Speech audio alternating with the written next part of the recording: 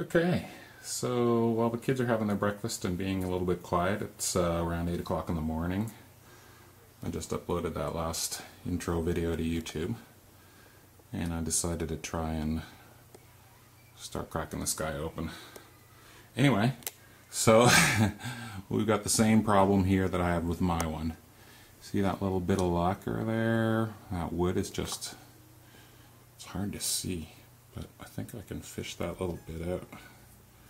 Anyway, there's quite a lot of sanding dust in there, and it's hard to see where that, let's see if I can get around it. It's hard to see where that truss rod adjustment sits. Let's see if I can get a better angle on that. There it is. Okay, now if my camera would focus, it would be alright. Stop focusing on the strings. Okay. So anyway, not terribly interesting, but you can see where it's broken off again. But fortunately, the hole was still back here, but you can see that a significant bit of the truss rod hole here has broken away. So I'm going to do my best to try and reinforce this a bit. It'll look like it's cracking there again. So I'll just add a tiny little bit of wood there, some super glue. It sounds like somebody upstairs is a bit a bit excited. Alright, anyway.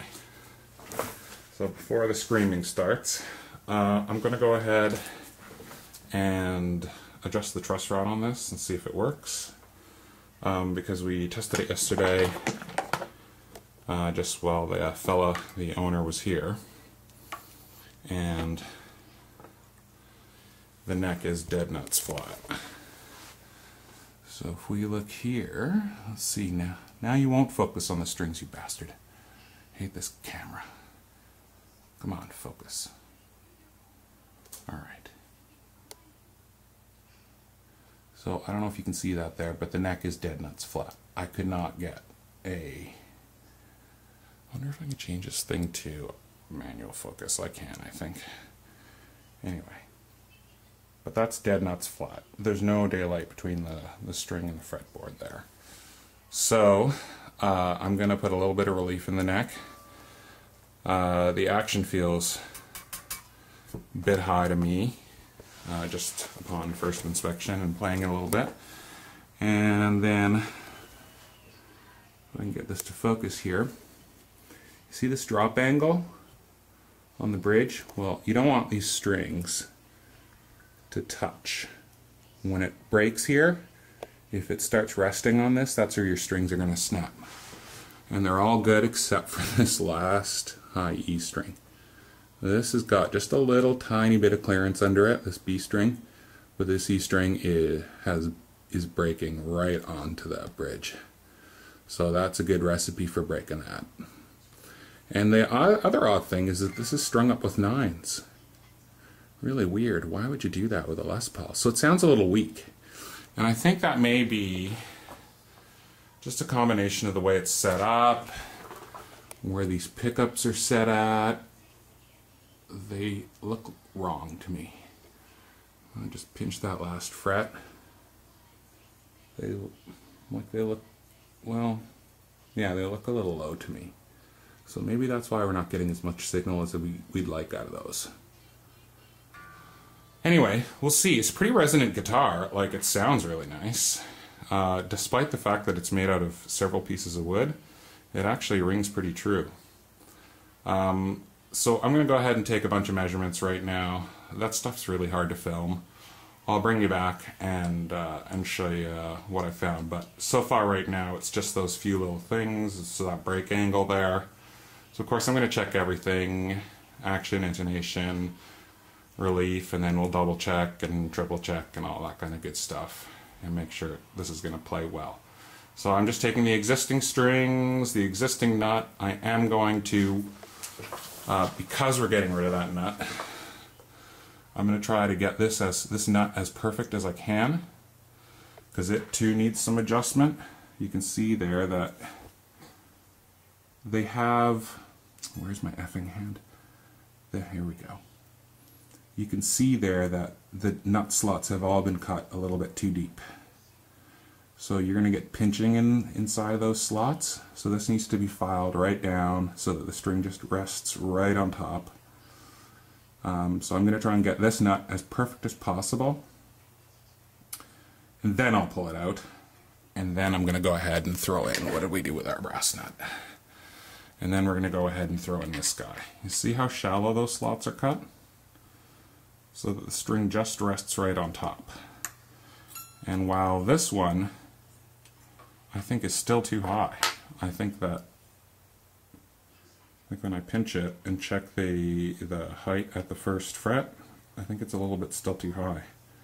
So they've gone pretty far with it, but not far enough, and they haven't finished off the nut.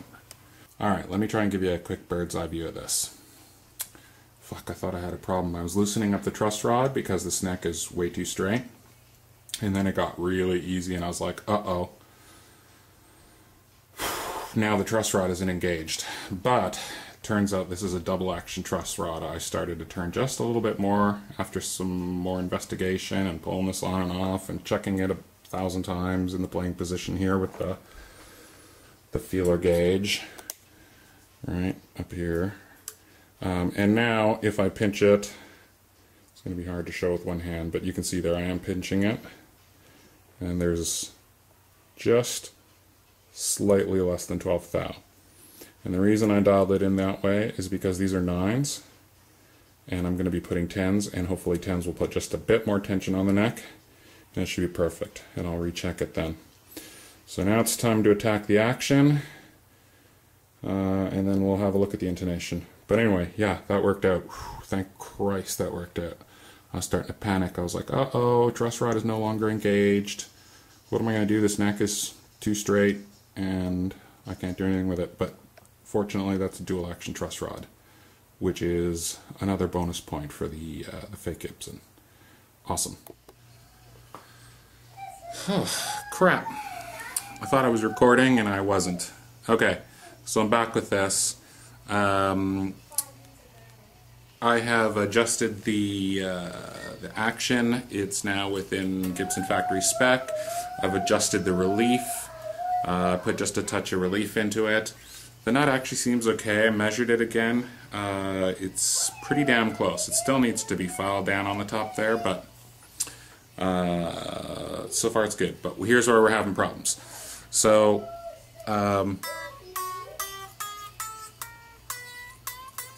starts to bottom out, gets okay, okay, bottoms out, bottoms out, bottoms out, then gets okay again. So clearly we have some uneven frets, and this is all over the strings here. So there's plenty of buzzing everywhere. Well, it's actually not too bad up here. Yeah.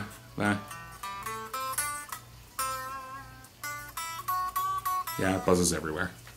It buzzes everywhere. So these frets are all uneven because it's good in some places and not good in other places, which is an indication that these are all kind of wonky doodle and really needs a full-on fret job. And fortunately, I've done a few of these now, and I have the correct Gibson spec radius block to do that with. So this is going to have its strings off and have a full fret job done again. So they'll need to be brought down level, then crowned again, and then all these measurements will have to be taken again. And I don't want to take a lot of material off these because I don't want to bottom out these this bridge. If you can see there, but you know, we're going to start running out of room, and then I can see why the last tech did what he did to my one, which was cut those grooves way too deep into the saddles. So there's a few tricks you can play without starting to mangle this guitar, because that's what we don't want to do. We don't want to start mangling this guitar, right? That would be crazy. Let's just see what we can do with what we've got before we start attacking it with files and, you know what I mean? Like, that's crazy. Like the last guy who did my one, fuck, he went in there deep. to try and give himself some room. And then the nut he put on it was totally wrong. It was too wide, so he fucked all that up too. Anyway, and he charged him 75 bucks. Should go back there and punch him in the face and ask for his money back.